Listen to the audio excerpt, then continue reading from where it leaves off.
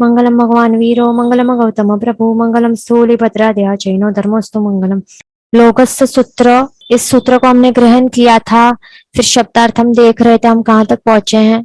पहीण जर मरणा। पहीण जर मरणा मतलब कि क्या? पहीण मतलब कि क्षय, जो क्षय करता है। जर मरणा, जर मतलब कि बुढ़ापा, बुढ़ापा, और मरणा मतलब मरण। तो इसमें सिर्फ मरण और बुढ़ापा ये नहीं समझना, बट जन्म मरण सब, जन्म, फिर बुढ़ापा, रोग, फिर मरण जो होता है, इसका साइकिल चलता रहता है, वो सब जन्म मरण, सारा वो सब पूरा का पूरा जो विशेष साइकिल जिसमें हम बंधे हुए हैं। फिर आगे है चौवी संपी झिणवरा। चौवी संपी, पी, ये शब्द जो है पी, पी मतलब कि पण, और 24 मतलब कि 24, बराबर। तो ये जो 24 तीर्थंकर भगवंत है वे। फिर आगे है झिणवरा, मतलब कि जिनवर भगवंत। तो झिणवरा, तो झिण मतलब कि जिन, और वरा मतलब कि जो श्रेष्ठ है, उससे बहुत ज्यादा मतलब ऊंचे पोस्ट पे है, मतलब कि जिनों में भी जो श्रेष्ठ है, तो वो कौन है? तीर्थंकर भगवंत है, बराबर। तो जो जिनों मतलब जो जिन है, जिन मतलब कि क्या? कि जिन्होंने राग द्वेष के ऊपर जीत हासिल की है, उनको जिन कहते हैं, जिनेश्वर भगवंत कहते हैं। पर उनमें भी श्रेष्ठ कौन है? जिनों में भी श्रेष्ठ कौन है? वो है तीर्थंकर भगवंत, बराबर। तो ये जो 24 तीर्थंकर भगवंत है वो कैसे हैं? कि उन्होंने क्या किया है, आगे सब क्या आया है कि जिनका भी नाम की, जिन भी तीर्थंकर भगवंतों की मैंने नाम पूर्वक स्तवना की है, उन्होंने क्या किया है? कर्म रूपी रज और मल उन्होंने दूर किया है, उन्होंने क्षय कर लिया है। और साथ ही साथ उन्होंने क्या किया है? जन्म, मरण और बुढ़ापा, वो सारा का सारा जो विशेष साइकिल है उसको भी तोड़ दिया है।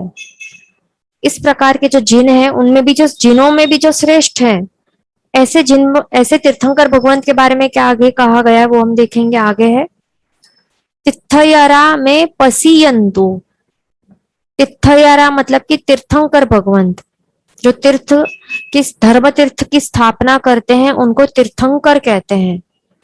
आगे मैं मतलब कि मेरे ऊपर, पसीयंतु मतलब कि प्रसन्न हो, आप मेरे ऊपर प्रसन्न हो जाइए, बराबर। तो इसमें क्या कहा गया है कि जिन जिन भी 24 तीर्थंकर भगवंत, जो भी जिनों में भी, जब उन जिन में भी जो श्रेष्ठ हैं, इस प्रकार के जो 24 तीर्थंकर भगवंत हैं, जिन्होंने कर्म रूपी जो रज है, मल है, उसको क्षय किया है, उसका क्षय किया, और जन्म मरण, जन्म जरा मृत्यु को भी क्षय किया है, इस प्रकार के तीर्थंकर भगवंत जो भी हैं, वो मेरे ऊपर प्रसन्न हो जाइए। फिर आगे क्या है? कित्तीय, वंदीय और महिया। कित्तीय मतलब कि जो भी मैंने नाम पूर्वक जिनकी भी मैंने स्तवना की है, और वो ही नहीं, जो भी सिद्ध हुए हैं, जिन्होंने भी मोक्ष की प्राप्ति की है, बराबर। तो जो भी कित्तीय मतलब कि क्या? जिनकी भी नाम पूर्वक जिनकी भी स्तवना की गई है वे। फिर वंदीय मतलब कि जिनके भी वंदन की गई है, वंदना की गई है वे। और महिया मतलब कि जिनकी भी पूजा की गई है। जे मतलब कि जे, ए मतलब कि ये या यह। लोगस्स, लोगस्स मतलब कि ये जो विश्व है, चौदराज लोक है। लोगस्स मतलब कि क्या? इस विश्व है। फिर उत्तमा मतलब कि श्रेष्ठ, उत्तम मतलब कि श्रेष्ठ। फिर सिद्धा मतलब कि जो भी सिद्ध हुए हैं, मतलब कि जिन्होंने भी स्वस्वरूप की प्राप्ति की है, आत्मा के जो रियल स्वरूप है उसकी प्राप्ति की है, जिन्होंने भी मोक्ष की प्राप्ति की है, मोक्ष की अवस्था की प्राप्ति की है, वे सारे सिद्ध भगवंत। फिर आरुग्य, आरुग्य मतलब कि जो भी, जो ये होता है ना, कर्म रूपी जो रोग है उसके रहित वैसी अवस्था। आरोग्य मतलब कि क्या? आरोग्य। तो आरोग्य मतलब कि स्वस्थता नहीं, मतलब हेल्थ, जिसको भी, जिसकी भी हेल्थ अच्छी है वो नहीं। इस आरोग्य, इस शब्द का क्या मीनिंग है? कि कर्म रूपी का जो रोग है, कर्म रूपी रोग है, मतलब कर्म नामक जो डिसीज है उससे मुक्त हो जाना। आरोग्य मतलब कि हेल्थ नहीं, पर कर्म रूपी रोग है, उसके रहित अवस्था वो समझना हमें। फिर बोही, बोही मतलब कि क्या? बोही मतलब कि बोधि बीज, बोधि बीज का दूसरा नाम है सम्यक दर्शन गुण। लाभ मतलब कि प्राप्ति करनी है, बराबर। लाभ मतलब कि क्या? हम ऐसे कहते हैं ना कि मुझे आज धन का लाभ हुआ है, धन लाभ हुआ है, मतलब कि क्या? कि धन मिला है। तो लाभ मतलब कि क्या? कि मिलना, बराबर। ये ध्यान रखना है।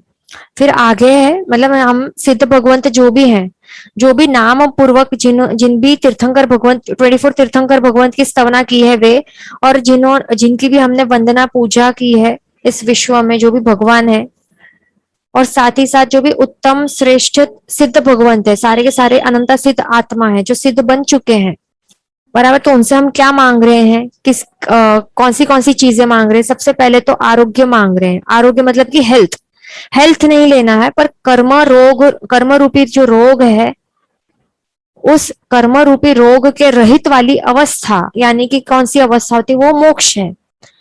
दूसरी चीज क्या मांग रहे हैं? सम्यक दर्शन मांग रहे हैं, मतलब कि बोधि बीज, मतलब कि मुझे बोधि बीज की प्राप्ति हो। बस एक बार जो हमें सम्यक दर्शन नामक जो गुण है वो हमारे आत्मा में प्रकट जाए, उसके बाद हमारा संसार भ्रमण जो है वो बहुत ही ज्यादा कट ऑफ हो जाता है, बहुत कम बच जाता है, और हमें तुरंत ही मोक्ष जो है वो मिल जाता है। मेन तो यह है कि मोक्ष निश्चित हो जाता है, ये ध्यान रखना है। इसके लिए हम प्रभु से क्या मांग रहे हैं?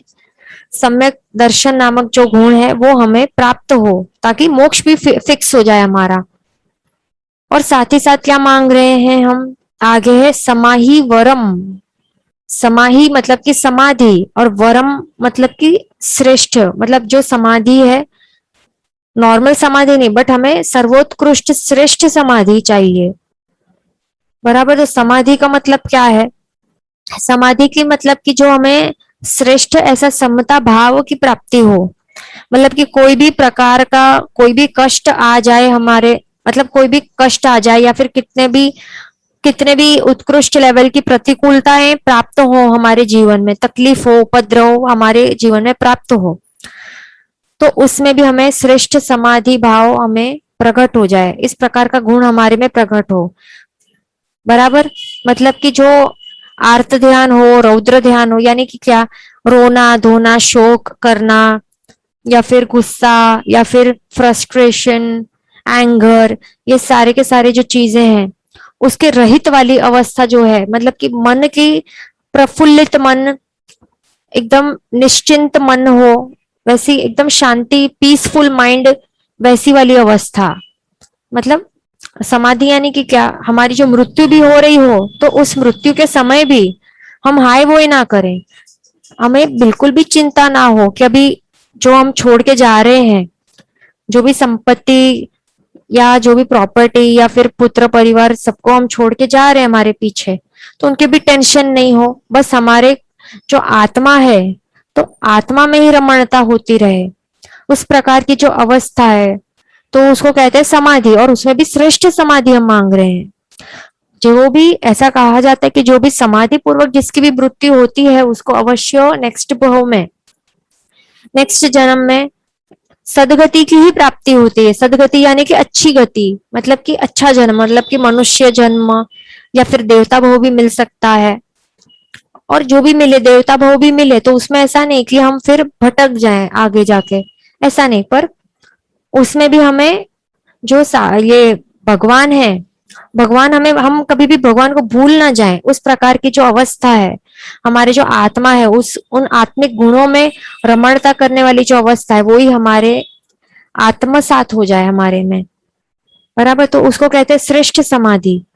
मतलब कितनी भी प्रतिकूलताएं हो, उसमें हम सिर्फ और सिर्फ आत्मा ध्यान में ही हम मस्त हो जाएं, उस प्रकार की श्रेष्ठ अवस्था वो हमें प्राप्त हो। ये मिलनी भी बहुत ज्यादा मुश्किल है, क्योंकि हमें थोड़ा भी सर्दी जुकाम भी हो जाता है तो हम सर दर्द भी हो जाता है, तो हम हमारी जो मन की समाधि है वो क्या हो जाता है, वो नष्ट हो जाती है, चली जाती है। चिंता हो जाती है या फिर कोई भी प्रॉब्लम आ जाए संसार में, तो हम हमारा जो मन है वो तुरंत ही क्या हो जाता है, विचलित हो जाता है। तो उसको कहते हैं कि ये समाधि वाली अवस्था नहीं है। समाधि वाली अवस्था मतलब कि क्या, समता भाव वाली, समता भाव वाली अवस्था, मन भी बहुत शांत होता है, आत्मिक गुणों में ही रमणता होती है, उस प्रकार की अवस्था की हम यहाँ पर वो हम मांग रहे हैं प्रभु से। फिर आगे क्या है कि उत्तमम समाहि वरम, और फिर उत्तमम मतलब कि हमें उत्तम लेवल की, सबसे सर्वोत्कृष्ट लेवल की श्रेष्ठ समाधि की प्राप्ति हो। दिंतु मतलब कि हमें प्रदान करो आप। फिर चंदेसु निम्मलयरा, चंदेसु मतलब कि क्या, चंद्र, मून होता है ना वो।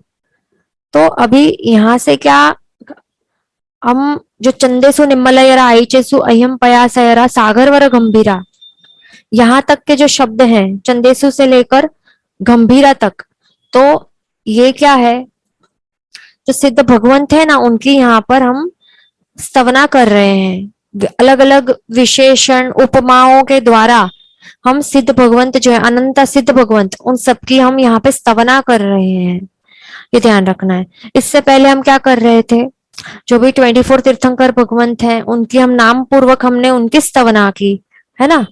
अभी हम क्या, और फिर उसके बाद हमने क्या किया, हमने क्या किया, हमने प्रभु से कुछ कुछ मांगा। क्या मांगा, सबसे पहले तो आरोग्य मांगा। आरोग्य मतलब कि हेल्थ नहीं, ये ध्यान रखना है, शारीरिक हेल्थ नहीं पर आत्मा का हेल्थ मांगा है, बराबर। शारीरिक हेल्थ का मतलब क्या, कि बस थोड़ा जो भी अभी प्रॉब्लम है, डायबिटीज हो या फिर किसी को बीपी हो, किसी को कुछ हो गया हो, तो वो शारीरिक जो तकलीफ है उससे मुक्ति मिल जाए, अच्छा स्वास्थ्य हो जाए, वो नहीं मांग रहे। बट आरोग्य, इसमें कौन सा वाला आरोग्य मांग रहे हैं, आत्मिक आरोग्य मांग रहे हैं। मतलब कि आत्मा का हेल्थ जो है, जिस कर्मों ने हेल्थ खराब कर दिया हमारा, हमारे आत्मा का, तो हम क्या मांग रहे हैं कि आत्मा का हेल्थ ठीक हो जाए, आरोग्य ठीक हो जाए, स्वास्थ्य ठीक हो जाए।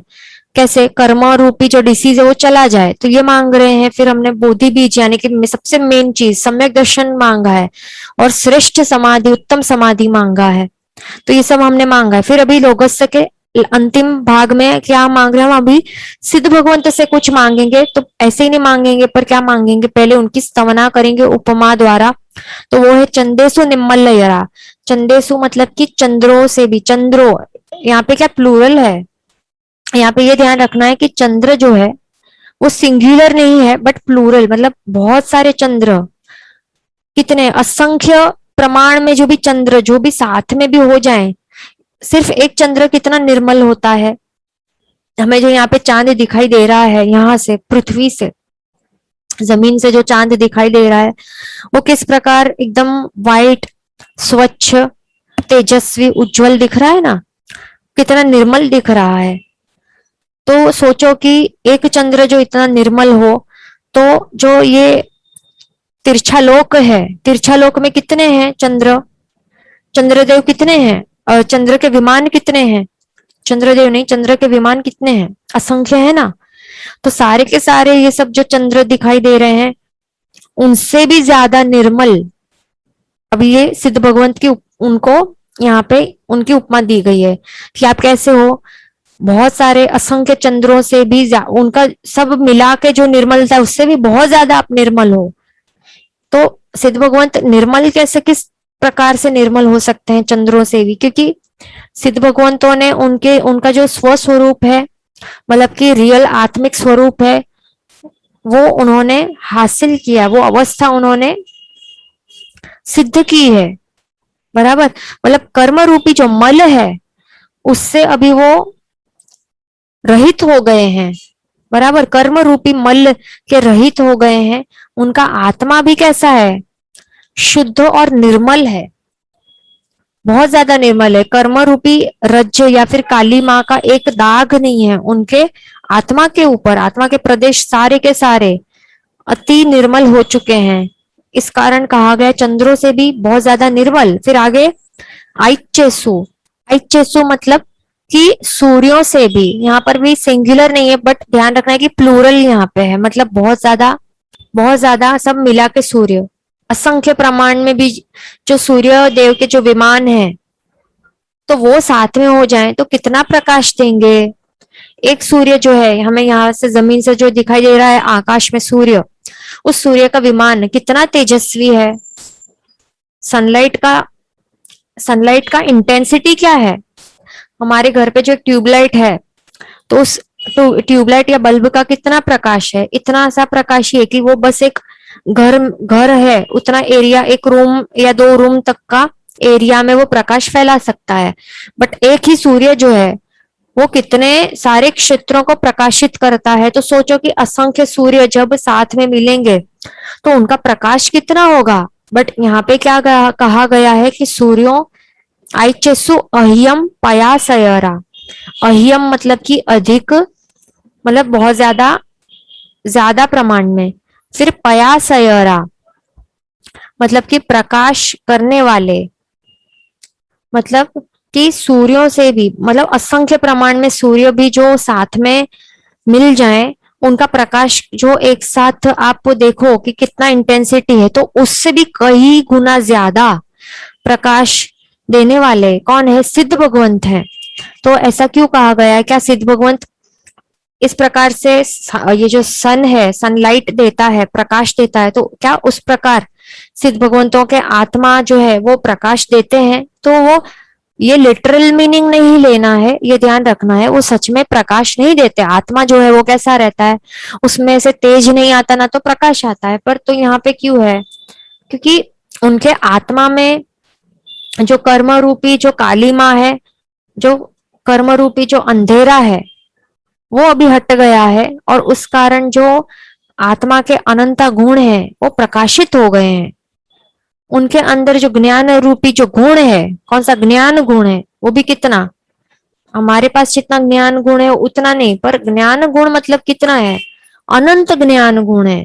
तो इस अनंत ज्ञान गुण के द्वारा वे क्या कर सकते हैं, इस अनंत ज्ञान के गुण के द्वारा वे जो त्रिलोक है, मतलब कि ऊर्ध्व अधो और तिरछा लोक, तीनों लोक में जितने भी षड द्रव्य है, मतलब जितने भी द्रव्य हैं उनके सारे के सारे तीनों काल के पर्यायों को वो एक ही साथ एक ही समय में वे जान सकते हैं, देख सकते हैं। इतना इतना लेवल का, इतना इंटेंसिटी का प्रकाश उनके ज्ञान गुण में है। बराबर, मतलब कि क्या, देखो अभी एक दिया है तो वो उसको प्रकाशित करोगे तो उस दिए के कारण मात्र एक जो रूम है, घर का एक रूम है, उस दिए के प्रकाश से उस रूम में जो जो वस्तुएं हैं उसका ज्ञान आपको हो पाएगा, क्योंकि वो देख पाओगे आप। बराबर, बट सूर्य है, सूर्य जब प्रकाशित होता है दिन के समय, तो दिन के समय आप कितनी वस्तुओं को देख पाओगे, बस कुछ जो क्षेत्र है उतने क्षेत्र में आप देख पाओगे। असंख्य सूर्य जब मिल जाएंगे तो आप कितने कुछ अमुक योजन तक के क्षेत्रों को देख पाओगे, वो भी रात्रि हो जाएगी तब तक ही देख पाओगे ना, रात्रि के बाद तो देख नहीं पाओगे। बराबर, पर अभी ये जो सिद्ध भगवंत है उनका जो प्रकाश है कितना लेवल का प्रकाश है कि पूरा का पूरा 14 लोक में जितने भी वस्तुएं हैं उनके प्रकाश के कारण वे सारे के सारी वस्तुओं को देख सकते हैं। सोचो कितना मैग्नीट्यूड है इनके प्रकाश का। इस कारण यहाँ पे कहा गया कि सूर्य से भी अधिक प्रकाश करने वाले आगे क्या है, सागर वर गंभीरा, सागर वर, वर मतलब कि श्रेष्ठ, किससे श्रेष्ठ, सागर से भी श्रेष्ठ। सागर मतलब कि समुद्र, सागर, जो सागर है मतलब कि ओशंस है उनसे भी कोई ऐसा श्रेष्ठ सागर, बहुत बड़ा सागर हो, बराबर, वैसा एक ओशन हो, उस ओशन जैसा फिर क्या है, गंभीरा मतलब गंभीर, तो जो श्रेष्ठ ऐसा समुद्र हो, सागर हो, उससे भी ज्यादा गंभीर हो आप। समुद्र कैसा होता है, समुद्र जो है, मतलब कि हाँ, कोई भी ओशन आप एग्जाम्पल ले लो, तो उस ओशन में वो कितनी सारी वस्तुओं को समा लेता है ना, कितनी वस्तुओं को समा लेता है, उसके अंदर कितनी सारी वस्तुएं होती हैं, कितने सारे जीव होते हैं, रत्न होते हैं, कई सारे मणि होते हैं, कई सारे पर्ल्स होते हैं, मोती होते हैं, कितने सारे गुण होते हैं। तो उससे भी ज्यादा गंभीर है सिद्ध भगवंत, जो भी अनंत सिद्ध भगवंत है, वे सारे क्या सारे उससे भी कई ज्यादा गुना गंभीर है। तो इस प्रकार से 3 प्रकार से उनको उपमाएं दी गई है। चंद्र से भी अति निर्मल, चंद्रों से भी, ये ध्यान रखना, चंद्र नहीं, असंख्य चंद्रों से भी बहुत ज्यादा निर्मल, असंख्य सूर्यों से भी ज्यादा प्रकाश करने वाले, और जो बेस्ट ऐसा श्रेष्ठ ऐसा कोई समुद्र हो उससे भी ज्यादा गंभीर, इस प्रकार के कौन है आगे, सिद्धा। सिद्धा मतलब कि सिद्ध परमात्मा सारे, अनंत, यहाँ पे भी सिंगुलर नहीं है, कोई एक सिद्ध भगवंत नहीं, बट सारे के सारे अनंत सिद्ध भगवंत, आप सारे के सारे कैसे हो, ये 3 उपमाओं, जैसे हमने यहाँ पे 3 उपमाएं बताई हैं, तो इस प्रकार से उनकी स्तवना करनी है। फिर क्या है, सिद्धिम मम दिसंतु, तो सिद्धिम मतलब कि क्या, सिद्धि, और मम मतलब कि मुझे, दिसंतु मतलब कि मुझे प्रदान करो, मतलब मुझे दो, क्या दो, सिद्धि मुझे दो। तो सिद्धि मतलब कि क्या, हम कहते हैं ना लौकिक भाषा में कि इस अमुक व्यक्ति ने ये सिद्धि हासिल की है उसके जीवन काल में। सिद्धि मतलब कि एक अचीवमेंट है ना, अचीवमेंट। तो हम कौन सा वाला अचीवमेंट मांग रहे हैं, कि जो जीवन का अंतिम लक्ष्य है, अंतिम ध्येय है, वो क्या है, सिद्ध पद की प्राप्ति करना, सिद्ध पद यानी कि मोक्ष की प्राप्ति करना, मोक्ष की अवस्था हमें प्राप्त हो। जब ये प्राप्त हो जाएगी तब हम कह सकते हैं कि हाँ, हमने सिद्धि हासिल की है, क्योंकि हमने जो अंतिम जीवन का जो लक्ष्य था, क्या था, कि सिद्ध पद हासिल करना, मोक्ष की अवस्था को प्राप्त करना, वो हमारा अंतिम अल्टीमेट गोल है इस लाइफ का। तो ये प्राप्त करने के बाद कह सकते कि हमें हाँ सिद्धि प्राप्त हो गई है, बराबर। ऐसा नहीं कि कोई छोटे मोटे मंत्र की सिद्धि प्राप्त करना, छोटा मोटा अचीवमेंट मिलना लाइफ में, वो नहीं। ये सिद्धि मतलब क्या, अल्टीमेट सिद्धि, मतलब अल्टीमेट जो हमें चाहिए वो है मोक्ष पद। वो अचीवमेंट, जब वो अचीवमेंट हमें मिल जाए, वो हम यहाँ पे सिद्ध भगवंतों से हम मांग रहे हैं, बराबर। तो ये सब हमें ध्यान रखना कि क्या क्या चीजें हमने मांगी हैं। तो इस प्रकार से हम लोगस सूत्र में कितना ये प्रभाविक सूत्र है, साथ ही शाश्वता सूत्र है। इसके अंदर सिर्फ क्या होता है, जो 24 तीर्थंकर भगवंत के नाम है वो बस रिप्लेस होते हैं, नेक्स्ट 24 ही होगी तब ये रिप्लेस हो जाएंगे। बाकी जो है स्ट्रक्चर, वर्ड्स, वो सब, और जो उसका जिस्ट है, जो उसका ये है मीनिंग है, तथ्य है, रहस्य है, परमार्थ है, वो सब सेम होने रहने वाला है, ये हमें ध्यान रखना है, बराबर। तो ये लोगस सूत्र जो है वो हम सभी का बायहार्ट होना कंपलसरी है। क्यों, क्योंकि जब भी आप कोई भी आपको काउसग ध्यान आपको करना होगा, आपने जो भी गमनागमन का क्रिया किया, तो उस क्रिया के उसमें क्या कहते हैं कि प्रायश्चित के रूप में आपको एक ये लेना है ना, काउसग ध्यान में आपको खड़े रहना है। तो उस काउसग में आपको एक लोगस का सूत्र को आप कहना है, बराबर, उसका आपको पठन करना है मन में। तो आपको जो ये लोगस सूत्र है वो आपको आता ही ना हो तो आप कैसे कर पाओगे, आपको ये आता ही नहीं है, बाय हार्ट किया ही नहीं है, तो फिर आप वो कौशक ध्यान आप कर ही नहीं पाओगे, कौशक ध्यान नहीं कर पाओगे। तो आप जो जो भी आपने पाप कर्म किए हैं, हिंसा हुई है गमनागमन के द्वारा के टाइम पे, तो उससे आप कैसे पीछे हट सकते हो। कोई भी प्रकार का कौशक होगा तो लोगस सूत्र ये ऐसा है कि वो आता ही है, इट्स अ मस्ट, ये तो आना ही चाहिए, बाय हार्ट होना कंपलसरी। आप कुछ भी करो, प्रतिक्रमण करने बैठोगे तब भी आपको लोगस का कौशक आएगा, 4 लोगस, 5 लोगस, 1 लोगस, ये सब आते ही रहेगा। तो ये बहुत ज्यादा इंपॉर्टेंट सूत्र है, सभी को बाय हार्ट करना है, और प्रॉपर प्रोनाउंसिएशन के साथ शब्दार्थ को भी उसकी भी चिंतना करनी है जब आप ये सूत्र बोलते हो तब। वो बहुत ज्यादा इंपॉर्टेंट है। जो आप इसका आप मीनिंग साथ में आप वो ये नहीं करोगे, चिंतवना नहीं करोगे, तो फिर उसका फल आपको मिलेगा ही नहीं। और फल कितना बड़ा है, क्या क्या फल मांगा है हमने, तो सिद्धि मांगी है, वो भी सिद्ध पद, बराबर, सिद्ध पद यानी कि मोक्ष पद, वो मांगा है, कितना कुछ मांगा है। तो वो सब हमें तभी मिलेगा जब हम इसकी इस सूत्र बोलते समय इसका अर्थ का चिंतन भी साथ साथ साइमल्टेनियसली करेंगे, तो ही उसका 100% फल मिल सकता है, नहीं तो नहीं मिलेगा। ये खास ध्यान रखना है। अभी हम आगे चलेंगे। तो ये हमने सूत्र देख लिया। तो ये सूत्र जो है आपको लोग ये कौशक के दौरान भी बोलना है। हाँ, कौशक के दौरान आपको ये मन में बोलना है। तो आपको मन में कैसे बोलना है, कौशक में किस तरीके से कौशक करते हैं, मन में कैसे बोलते हैं, वो भी हम समझ लेते हैं, बराबर। तो आपको जो आपके लिप्स है, वो लिप्स को आपको फड़फड़ाना नहीं है। हम कहते हैं ना लिप सिंकिंग, लिप्स कैसा हिलाते हैं हम, तो लिप्स हिलाते हिलाते उसको फड़फड़ा के आपको ये सूत्र नहीं कहना है कौशक ध्यान के दौरान।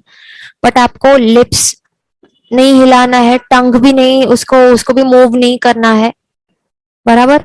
क्योंकि आपने क्या किया है, अप्पाणम वोसीरामी ये कहा है ना, वो प्रतिज्ञा आपने ले ली है। तो वो प्रतिज्ञा लेने के बाद, वो प्रतिज्ञा हमने जब ले ली, तब हम कुछ भी वॉलेंट्री एक्शंस तो कर ही नहीं सकते ना बॉडी के। इनवॉलेंट्री मूवमेंट्स तो चलते रहेंगे, उसका तो हमने जहना है ही, आधार ले लिया है, आधार हमें वो मिल गया है। But voluntary movements of the body is not allowed. तो हम फिर कोई भी हम ये सब कौशक ध्यान में खड़े रहेंगे तो ये सब हम हिला ही नहीं सकते ना, वॉलेंट्रीली हम नहीं हिला सकते। ये खास ध्यान रखना है, मन में हमें ये जाप करना है, बराबर, मन में आपको ये सब जाप करना है, ये खास ध्यान रखना है। और जब आप एरिया सूत्र का आप ये बोलोगे गमनागमन के प्रायश्चित के लिए, तो आपको कहाँ तक बोलना है, चंदेसु निम्मलयरा तक ही बोलना है। ये भी आपको ध्यान रखना है, कहाँ तक चंदेसु निम्मलयरा कहाँ तक आता है, यहाँ तक आता है। तो आपको पूरा का पूरा सूत्र आपको कहना है यहाँ तक ही। और आगे जो शब्द, आगे के ये शब्द हैं, आइच स्वयं पैसरा सागर वर गंभीरा सिद्धा सिद्धिम मम दिसंतु, ये नहीं कहना है, चंदेसु निम्मलयरा तक कहना है। कौशक ध्यान आपका होते ही ये पूर्ण हो जाएगा। उसके बाद क्या कहना है, आपने वो जो अनर्थ सूत्र में आपने क्या कंडीशंस ली है कि किस तरीके से आप पारोगे, जाव अरिहंताणम भगवंताणम नमुकारणम न पारेमी, तब तक क्या होगा, मेरा पूरा काया को मैंने वो सिरा दिया है, वो मतलब त्याग दिया है, वो ये है ना यहाँ पे। उसका मतलब क्या कि जब तक मैं अरिहंत भगवंतों को नमस्कार से मैं जब पारूंगा नहीं, तब तक मेरा काया मैंने वो सिरा दिया है, बराबर, त्याग कर दिया है। तो आप जब ये चंदेसु निम्मलयरा तक आप बोलोगे मन में, लिप्स एंड टंग हिलाए बिना, उसके बाद क्या करना है, आपको बोलना है नमो अरिहंताणम। बाजू वाला, बाजू में अगर कोई व्यक्ति खड़ा हो तो उसको सुनाई देना चाहिए, बस उतने कम आवाज में आपको बोलना है, बहुत जोर से भी नहीं बोलना है, इतने आवाज में नमो अरिहंताणम बोल के आपको पारना है कौशक, बराबर। ये आपने कौशक ध्यान का आप उसको आपने पार लिया। अब उसके बाद क्या करना है, वापस से अभी लोगोस सूत्र का आपको पठन करना है। अब ये जोर से होगा, तो उसको क्या कहते हैं, प्रगट, प्रगट लोगस आपको करना है। मतलब कि क्या, प्रगट लोगस सूत्र बोलना है, मतलब कि क्या, प्रगट इस शब्द का मीनिंग है कि अभी जोर से बोलना है। इससे पहले आपने कौशक ध्यान में आपने मन में बोला, खुद को भी नहीं सुनाई देगा वैसे आपने मन में बोला, क्योंकि मन में बोला, बराबर। आपको मर्मरिंग विस्परिंग नहीं करना है, मन में बोलना है। तो कौशक ध्यान हो गया। अभी आपको उसके बाद प्रगट लोगस बोलना है, मतलब कि जोर से बोलना है। तो कितने जन क्या कहते हैं, बोलते समय क्या बोलते हैं, यहाँ पे एक शब्द उनका ऐड कर लेते हैं। क्या ऐड करते हैं यहाँ पर, प्रगट लोगस जो वगैरह। तो क्या आपको इस ये जो है सूत्र, इसमें कोई शब्द आगे है, लोगस के आगे कोई शब्द नहीं है, तो आप कैसे कह सकते हो प्रगट लोगस जो वगैरह, ये शब्द आपको कहना ही नहीं है। प्रगट शब्द का मीनिंग है कि अभी आपको क्या करना है, प्रगट रूप से आपको बोलना है, मतलब जोर से बोलना है। इस वर्ड का ये मीनिंग है, ये कोई सूत्र का भाग नहीं है, इस सूत्र का कोई शब्द नहीं है। ये आपको प्रगट लोग सूचोगरे करके ऐसे आपको नहीं बोलना है, ये शब्द बोलना ही नहीं है, खास ध्यान रखना है, गड़बड़ नहीं करनी है। सीधा आपको नमो अरिहंताणम बोल दिया, सबका हो गया कौसक ध्यान। उसके बाद सीधा आपको स्टार्ट करना है लोगस्य उज्जो अगरे धम्म तिथयरे झिणे अरिहंते कित्त इस्सम। इस प्रकार से आपको बोलना स्टार्ट करना है, ध्यान रखना है। बराबर, ये हो जाएगा। उसके बाद आपको क्या करने हैं, खमासमणा देने हैं। कितने दोगे आप खमासमण? 3 दोगे। बराबर। आप हम अभी क्या करने वाले, ये सब क्या चल रहा है हमारा, पहले तो हमने प्रायश्चित लिया, गमनागमन जो भी किया हमने, उस दौरान जो भी हिंसा हुई हमसे, उसका हमने प्रायश्चित लिया, प्रायश्चित किया, कौसक ध्यान में खड़े हुए, फिर लोगस सूत्र का पठन किया जोर से।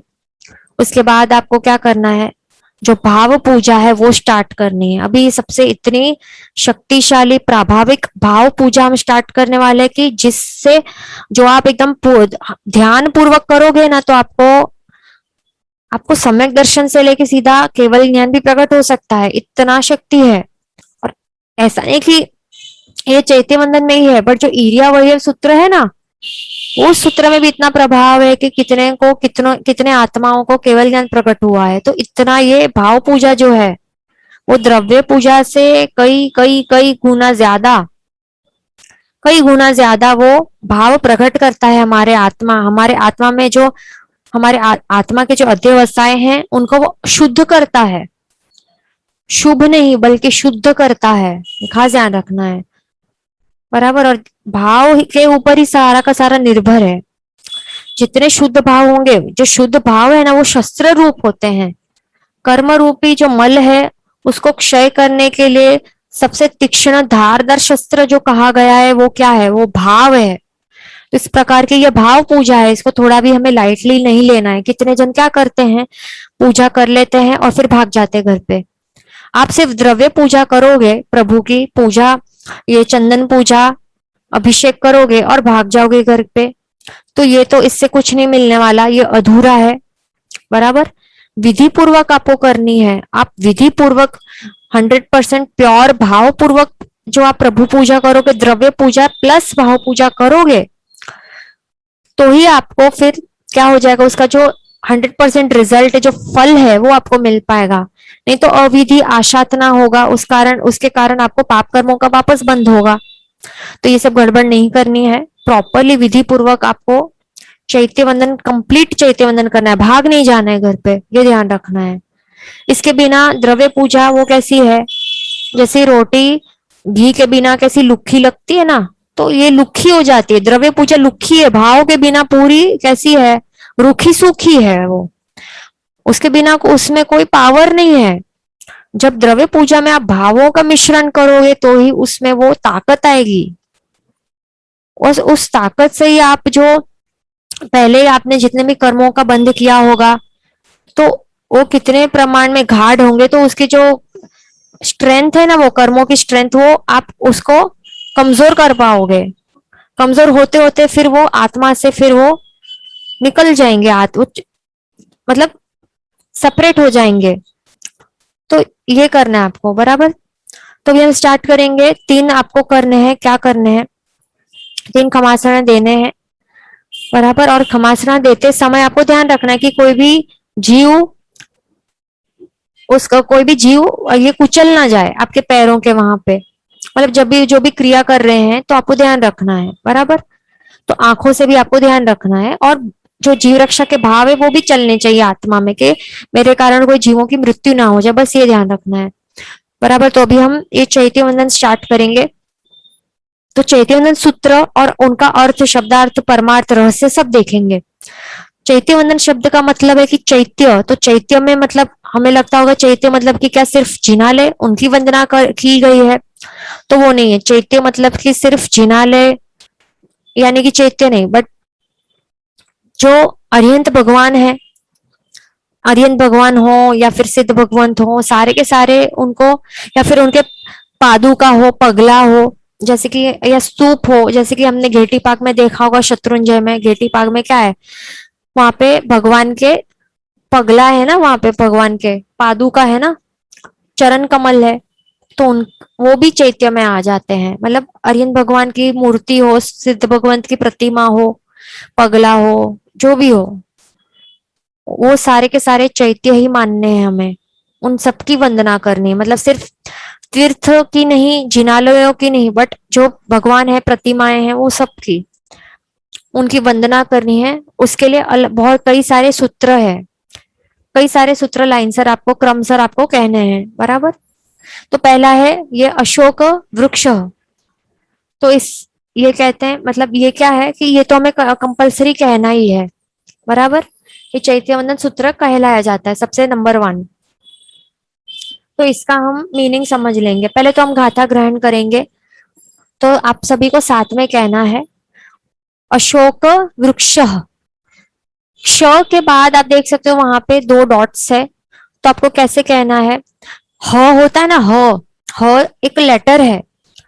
ह कब बनता है, जब उसके अंदर अ मिक्स होता है। आप संस्कृत का या ऐसा कुछ आप स्टडी करोगे तो आपको समझेगा कि ह क्या है। ये ह है तो उसके अंदर अ होगा, बराबर। तो तब वो क्या होता है, फुल लेटर ह बनता है, बराबर। पर आपको ये फुल लेटर ह का उच्चारण नहीं करना है। कहां पर, ये जो विसर्ग है तो उसका प्रोनाउंसिएशन कैसे करना है वो हम समझ रहे हैं, बराबर। फुल लेटर ह, इसको ह कहते हैं। पर ये फुल लेटर ह कब बनता है, जो ये ह लेटर है इसके अंदर अ का मिश्रण किया जाता है, तब इसको ह कहते हैं।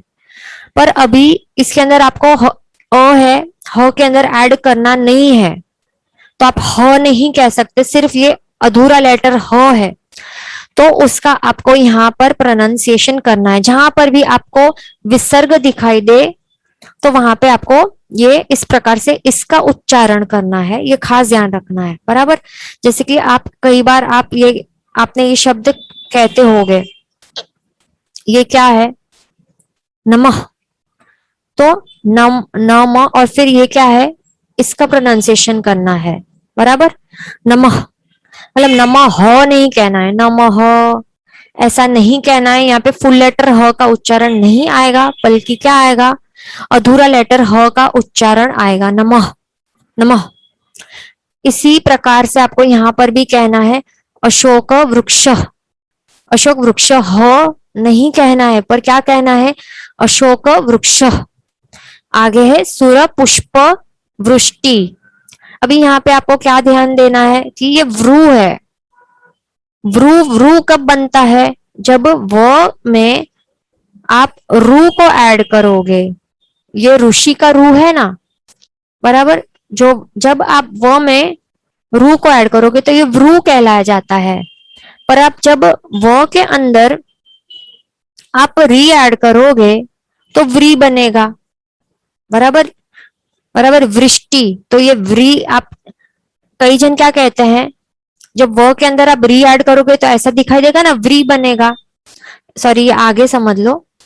हाँ, ऐसा व प्लस री इज इक्वल टू व्री। तो इसके अंदर ये जब नीचे ऐसा इस प्रकार का आपको चिन्ह दिखाई दे, उसका मतलब है कि इसके अंदर रू ऐड हुआ है, तब ये व्रू बनता है। वो प्लस रू इज इक्वल टू व्रू। तो आपको इसको कैसे कहना है, प्रोनाउंसिएशन व्रू कहना है, वृष्टि। इसके अंदर री नहीं ऐड किया है। कई जन को लगता है कि, कई जन वृष्टि कहते हैं, सृष्टि कहते हैं, वृष्टि कहते हैं। तो व्री श्री ये नहीं है, जब क्योंकि इसके अंदर री है ही नहीं, इसके अंदर रू है। तो आपको ये भी ध्यान रखना है, वृष्टि, दृष्टि, सृष्टि, ये सब इस प्रकार से प्रोनाउंसिएशन होता है। आप जो ये चैत्यवंदन के जो भी या फिर कोई भी सूत्र है, शास्त्र के कोई भी सूत्र का आप मिस प्रोनाउंसिएशन करोगे तो उसका अर्थ का अनर्थ ही हो जाएगा ना। आप लेटर्स ही आप यहाँ पे गड़बड़ चेंज कर दे रहे हो तो उसका मीनिंग भी फिर चेंज हो जाएगा। तो उसका जो फल है वो 100% आपको मिलेगा नहीं, ये ध्यान रखना है, बराबर। तो सूर पुष्प वृष्टि। फिर यहाँ पे क्या है, दी के ऊपर ऐसा रफार है। इसका मतलब कि यहाँ पर क्या है, यहाँ पे एक र है, बराबर। वो भी ऐसा, सुर पुष्प वृष्टिर, ऐसा कहना है। यहाँ पे ऐसा र है, मतलब इस र के अंदर अ का मिश्रण नहीं किया गया है, आधा अक्षर र है। तो आपको क्या कहना है, सुर पुष्प वृष्टिर, सुर पुष्प वृष्टिर। फिर दिव्य ध्वनि चामर मासनम च, आगे है भामंडलम दुंदुभिरात पत्रम। कितने जन यहाँ पे क्या कहते हैं दुंधु, दुंधु भी, यहाँ पे ध नहीं है, दुंधु भी नहीं है, पर दुंदु, दुंदु भी रात पत्रम। फिर सत, यहाँ पे हाफ है, सत, सत प्रातिहार्याणी जिनेश्वराणाम। ये म देखो, ये म में भी अ नहीं है, आधा अक्षर म है, तो इसको जिनेश्वराणाम ऐसा कहना है, जिनेश्वराणाम ऐसा नहीं कहना है। जब पूरा अक्षर म होगा तो म ऐसा कहना है, पर यहाँ पे अधूरा अक्षर म है तो कैसे कहना है, जिनेश्वराणाम ऐसा। वापस से एक बार, अशोक वृक्ष सुरपुष्प वृष्टिर दिव्य ध्वनिश्चामरमासनम च भामंडलम दुंदुभिरातपत्रम सत्प्रातिहार्याणि जिनेश्वराणाम। बराबर, ये ध्यान रखना है आपको। अभी हम शब्दार्थ देखेंगे। अब जैसे जैसे आपको क्या करना है, स्टार्टिंग में आपको देख देख के रीड करके ही बायाट करना है, तो प्रॉपर बायाट होगा, ये ध्यान रखना। अभी अशोक वृक्ष का मीनिंग क्या है कि अशोक वृक्ष का झाड़ मतलब कि पेड़, तो ये कैसा दिखता है वो भी हम देख लेंगे।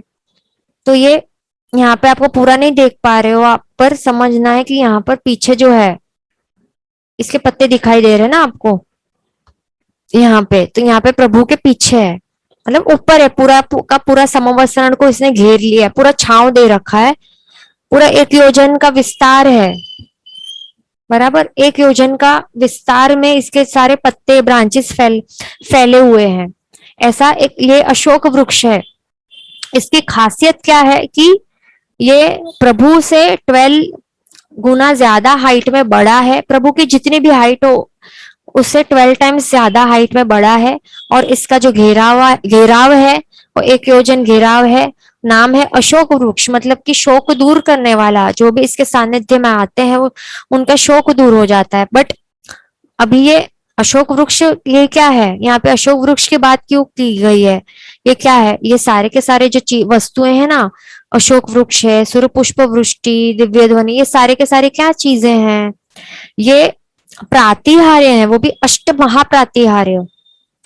8 प्रकार के अलग अलग महाप्रातिहार्य है प्रभु के, वो भी कौन से, जिनेश्वर भगवान, मतलब कि मात्र और मात्र अरिहंत भगवंतों के ये प्रातिहार्य है, ये ध्यान रखना है। तो ये जो अष्ट महाप्रातिहार्य हैं, तो सबसे पहला है अशोक वृक्ष। 2 प्रकार के अशोक वृक्ष होते हैं, एक तो सीधा लंबा होता है और दूसरा घेराव वाला, तो ये घेराव वाला अशोक वृक्ष है, ये ध्यान रखना है। तो हाँ, तो ये अशोक वृक्ष के अभी प्रभु कैसे होते हैं, इनके सानिध्य में जो भी आते हैं उन सारे के सारे जीवों का जो भी कर्म है, कर्म रूपी जो भी शोक वगैरह है, वो सब क्षय हो जाता है। बराबर, ये ध्यान रखना है। तो वैसे ही जो अशोक वृक्ष है उसकी भी ऐसी खासियत है कि इसके अंडर जो भी बैठता है, मतलब वही हुआ ना कि प्रभु के सानिध्य में जो भी आता है उसके सारे सारे के सारे जीवों को शोक दूर हो जाते हैं। फिर है सूर्य पुष्प वृष्टि। सूर्य मतलब कि देवता, पुष्प मतलब कि फ्लावर्स, वृष्टि मतलब वृष्टि होना, शावरिंग होना, मतलब किसका, फ्लावर्स का शावर होना, मतलब फ्लावर्स को वर्षाना, वर्षाना ऊपर से, कौन वर्षाता है, देवता। तो जब भी अरिहंत भगवान केवल ज्ञान के बाद जहां भी पधारते हैं तो वहां पर क्या होता है, कंटिन्यूसली जो देवता हैं वो फ्लावर्स हैं, वो भी 5 कलर्स के सुगंधित, उस प्रकार के फ्लावर्स की वर्षा करते रहते कंटिन्यूसली। तो वो हमारा प्रातिहार्य, हमारा नहीं, अरिहंत भगवान का अष्ट महाप्रातिहार्य में से दूसरा प्रातिहार्य है। तीसरा है दिव्य ध्वनि। तो दिव्य ध्वनि मतलब कि क्या, कि ये जो भी वीणा, फिर दूसरे दूसरे म्यूजिकल इंस्ट्रूमेंट्स होते हैं, तो उनकी ये बहुत ही ज्यादा सुमधुर ध्वनि, जो कर्ण प्रिय हो बहुत ज्यादा, तो उस प्रकार की ध्वनि है। तो जैसे कि आपको यहाँ पे दिखाई दे रहा है, अलग अलग इंस्ट्रूमेंट्स यहाँ पे देवता के द्वारा यहाँ पे हो रहा है, सब बजा रहे हैं, तो ये कंटिन्यूसली होता रहता है। बराबर, ये दिव्य ध्वनि का ये कंटिन्यूसली ये बजता ही रहता है। अभी प्रभु अरिहंत भगवान यहाँ पर धर्मोपदेशना दे रहे होते हैं, वो भी कौन से राग में, मालकौंस राग में, और लैंग्वेज होती है अर्धमागधी। तो इस मालकोस राग में सोचो, खुद के प्रभु का राग बहुत ही ज्यादा कर्णप्रिय और बहुत ज्यादा इतना मधुर होता है कि सब हम उसी में खो जाते हैं। तो साथ ही साथ उसमें दिव्य ध्वनि, ये जो है म्यूजिकल इंस्ट्रूमेंट्स बजा रहे हैं वो भी दिव्य प्रकार की, क्योंकि देवता बजा रहे हैं। तो उसके साथ ये मिक्स होता है, तो सोचो कैसा प्रकार का वहां पे ये माहौल होगा कि प्रभु जब भी धर्म देशना देते होंगे और इन भगवान, तो सोचो कि वहां पे एक बार, बस हमें एक बार मिल जाए चांस, हमें एक अपॉर्चुनिटी मिल जाए, हमें बस यही मांगना है, ये एक्सपीरियंस करने के लिए, और प्रभु द्वारा हमें फिर आत्मा कल्याण करना है। तो ये एक्सपीरियंस का भी हमें मांगना चाहिए प्रभु से इस भाव में। आगे है चामरम, मतलब कि चामर, तो आपको यहाँ पे दिखाई दे रहा है, इसको कहते हैं चामर। तो ये जो देवता है, देवताओं, वो भी कौन, स्वयं इंद्र महाराज होते हैं ना, जब भी वो प्रेजेंट होते हैं तो वही सारे, वही आगे आते हैं और कहते हैं कि हमें, मुझे करना है, प्रभु की सेवा करना है। वरना क्या होता है, जो प्रातिहार्य टाइप के देव होते हैं ना, तो वही ये सब कंटिन्यूसली चामर विंचते रहते हैं प्रभु के आसपास। तो ये सब भी कहाँ होता है, जो राजा जैसे, जो तीनों के तीन लोक के जो राजा होते हैं, तो ये सब क्या है, उनके अस्तित्व को ये दर्शाता है। आपने देखा होगा कि जो भी नॉर्मल राजा होते थे पहले के समय में, तो वहां पर भी इस प्रकार के उनका सिंहासन होता था। इस प्रकार नहीं, बहुत ही तुच्छ सामान्य होता था। ये तो next level expensive and pure gold का है, रत्न जड़ित, ये अलग ही लेवल का, अलग लेवल के पुद्गलों से बना हुआ है। बट इससे तुच्छ, इससे बहुत ही कम मूल्य वाला सिंहासन, फिर इस प्रकार के पंखे, चामर एंड छत्र आपने देखे होंगे। तो वो सब किसकी सूचना करता है, किसके अस्तित्व की, कि ये हाँ कोई राजा है, कोई सामान्य, मतलब सामान्य व्यक्ति से ऊंचे पद वाला कोई राजा है। तो ये सब वस्तुएं उसके सूचक वस्तुएं हैं। पर तो वैसे ही उसी प्रकार से जो अष्ट महाप्रातिहार्य हम जो देख रहे हैं ना, कि अशोक वृक्ष है, फिर सूर्य पुष्प वृष्टि देखी, तीसरा देखा दिव्य ध्वनि, चौथा हम देख रहे हैं चामर। तो ये सारे के सारी जो वस्तुएं किसके पास होती हैं, ये एक मोनोपली है, सिर्फ और सिर्फ अरिहंत भगवंतों की ही सेवा करते हैं ये सब चीजें, और कोई नहीं। और इस दुनिया में कोई भी केवल ज्ञानी भगवंत, सामान्य केवली भगवंत को भी ये सब वस्तुएं उनकी भी सेवा नहीं करते। अभी सामान्य केवली भगवंत की बात हम करेंगे, तो सामान्य राजा या इंद्र महाराजा या चक्रवर्ती राजा, किसको भी ये सब का लाभ नहीं मिलता है। कितने भी उत्कृष्ट पुण्य कर्म किए हो, फिर भी उनको ये सब का लाभ नहीं मिलता है, क्योंकि ये अष्ट महाप्रातिहार्यों की मोनोपली सिर्फ और सिर्फ जो अनंत अरिहंत भगवंत है, बस उन्हीं के पास है, उनकी ही सेवा करते हैं। क्योंकि ये तीर्थंकर नाम कर्म के उदय के कारण ये सब प्रकट होते हैं, ये खास ध्यान रखना है। तो इस प्रकार से बार जोड़ी चामर कंटिन्यूसली, ये जो देवता है वो विंचते रहते हैं प्रभु के आसपास कंटिन्यूसली, बराबर। और चामर भी बहुत ही ज्यादा श्वेत, उज्जवल, सॉफ्ट, कोमल रस्सी के होते हैं, मतलब ये धागों या जो भी होता है उसके होते हैं। और ये जो डंडी है वो भी सुवर्ण वाली होती है, रत्न जड़ित होती है।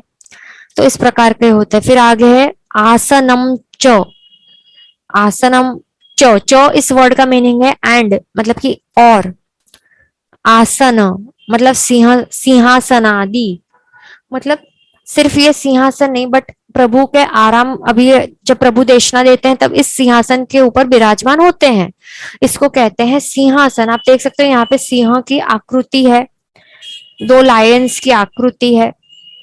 इस प्रकार से सिंह कैसा होता है, वो जंगल का राजा कहलाया जाता है। तो उसी प्रकार से अरिहंत भगवंत कैसे हैं, इस विश्व के कैसे हैं, राजा हैं, बराबर, देवाधिदेव हैं, तीनों लोक के राजा कहलाते हैं। तो इस कारण वे जिस आसन पे विराजमान होते हैं उसको कहलाया जाता है सिंहासन।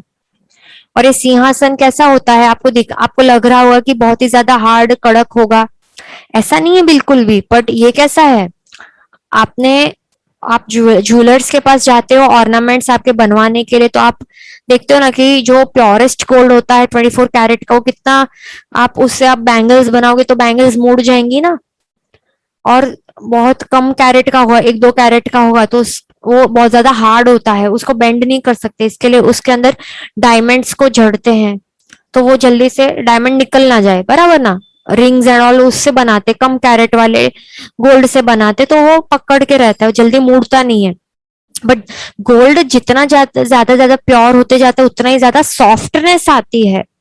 तो ये सिंहासन जो है वो जिस स्वर्ण से बना है, गोल्ड से, वो बहुत ज्यादा निर्मल, बहुत बहुत ज्यादा प्योर होता है, कंप्लीटली 100% प्योर होता है, इसके अंदर थोड़ी भी इम्प्योरिटीज नहीं होती। इस कारण देखने में आपको ऐसा लग रहा है, बट ये जो मक्खन होता है ना, मक्खन से भी ज्यादा सॉफ्ट होता है ये।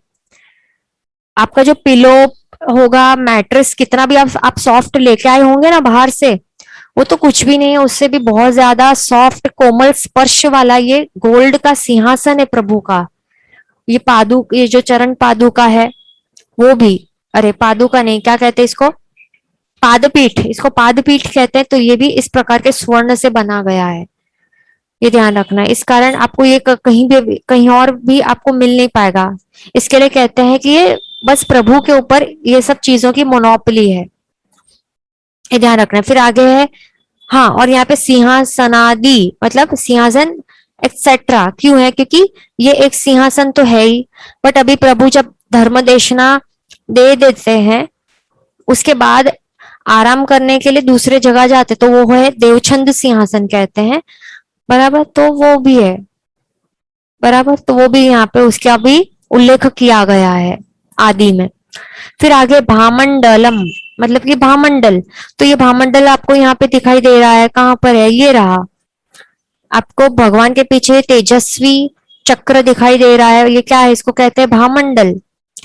तो ये सूर्य जो होता है, जो सूर्य सब में, सब सूर्यों को मिला के इससे भी कई गुना ज्यादा तेजस्वी होता है, बराबर। और ये क्या करता है, जो ये भामंडल नहीं होगा ना, तो हम प्रभु को, हमारी जो आंखें है ना, ये नॉर्मल आंखें, इससे हम प्रभु का दर्शन भी नहीं कर पाएंगे। क्यों? क्योंकि प्रभु का जो तेज है वो भी केवल ज्ञान के बाद, कभी केवल ज्ञान के बाद प्रभु का जो ये शरीर है उसमें से इतना तेज, इतना तेज ये ये होता है, एमिट होता है कि हम हमारी आंखों से प्रभु के रूप को अभी हम उनका दर्शन नहीं कर सकते। तो अभी देवता क्या करते हैं, फिर देवता इस एक भामंडल क्रिएट करते हैं। तो ये भामंडल जो है वो क्या करता है, प्रभु का जो तेज है ना उसको ऑब्जॉर्ब करता है, संक्रमित करता है, खुद के अंदर समा देता है, बराबर। और इस भामंडल के होने के कारण फिर हम प्रभु का जो, प्रभु के हम दर्शन कर पाते हैं इस नॉर्मल आंखों से। तो ये है भामंडल, और ये स्वयं सूर्य, जो सूर्य है उससे भी कई ज्यादा तेजस्वी है, ये ध्यान रखना है। फिर आगे है दुंदुभी। दुंदुभी मतलब हमें यहाँ पे क्या दिखाई दे रहा है, दुंदुभी मतलब कि जो एक नगाड़ा टाइप होता है, तो वो होता है, मतलब प्रभु जहां पर भी जाते हैं तो ये देव दुंदुभी होती है, मतलब कि क्या, कि वो नगाड़ा टाइप वहां पे बजाते हैं और फिर अनाउंसमेंट करते हैं कि यहाँ पर प्रभु विराजमान है, या फिर इतना इस गांव में प्रभु जी विराजमान है या फिर पधारे हैं। तो आप सभी को, ये जो भी भवी जीव हैं, तो वे यहाँ पे प्रभु का दर्शन पाकर आप आपका आत्मा कल्याण कर सकते हो, तो आप सभी पधार सकते हो। तो इस प्रकार से देवदुंदुभी होती रहती है। फिर है आतपत्रम। आतपत्र मतलब कि छत्र। तो छत्र भी एक नहीं है, पर क्या है, 3 छत्र हैं, छत्र 3 छत्र होते हैं, खास ध्यान रखना है। तो इस कारण हम जब भी प्रभु के, हमारे जो जिनालय हैं हमारे वहां पे संघ में, तो जब भी वहां पे छत्र को हम धारण करते प्रभु के ऊपर, तो क्या करना, ट्राई करना चाहिए कि 3 छत्र हम धारण करें प्रभु के प्रतिमा के ऊपर, क्योंकि एक ही छत्र नहीं होता, 3 छत्र। क्यों? क्योंकि प्रभु तीनों लोक में, मतलब 3 लोक में छत्र समान है, बराबर। मतलब कि प्रभु कैसे हैं, तीनों लोक के राजा हैं, तो वो उसका सूचक है ये 3 छत्र। जिन वचन विरुद्ध बोला गया हो, तुम इच्छामि दुक्कडम सर्वमंगल मांगल्यम सर्व कल्याण कारणम प्रधानम सर्वधर्माणां जयम जयति शासनम। प्रणाम।